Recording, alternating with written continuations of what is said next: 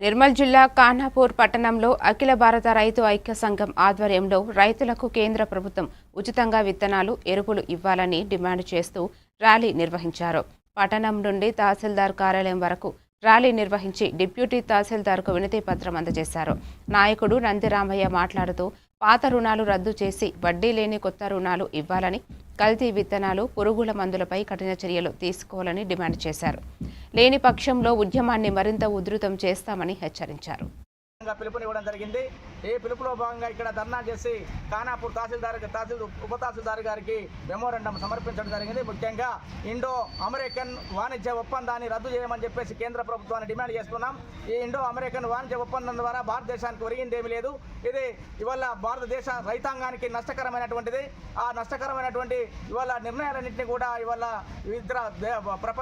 ఇతర సామ్రాజ్యవాదున్నటువంటి పరిస్థితి ఉంది.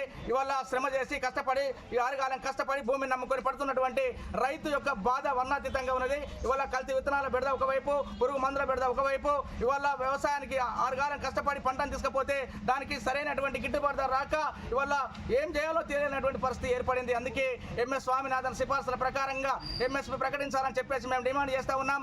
ఆ విధంగా పంట పెట్టుబడిపై 50% ఇవాళ ఇవ్వాలని చెప్పేసి మేము డిమాండ్ చేస్తూ ఉన్నాం. అట్లా C2+ను ఇవ్వాల్సిందిగా మేము అది డిమాండ్ చేస్తూ ఉన్నాం. కానీ కేంద్ర ప్రభుత్వం అది ఇవ్వకుండా ఇవాళ నాన్స్తూ ఇవాళ ఉన్నటువంటి ప్రకటించినటువంటి ఎంఎస్పీలో మనం చూస్తే పెసరకు 10 రూపాయలు పెంచి మేము పెంచామని చెప్తా ఉన్నారు. 12 రూపాయలు పెంచి మొక్కజొన్నకు పెంచామని చెప్తున్నారు. ఇది ఈ రకంగా రైతును రోజు రోజుకు నష్టాల పాలు చేస్తున్నటువంటి పరిస్థితి ఉంది.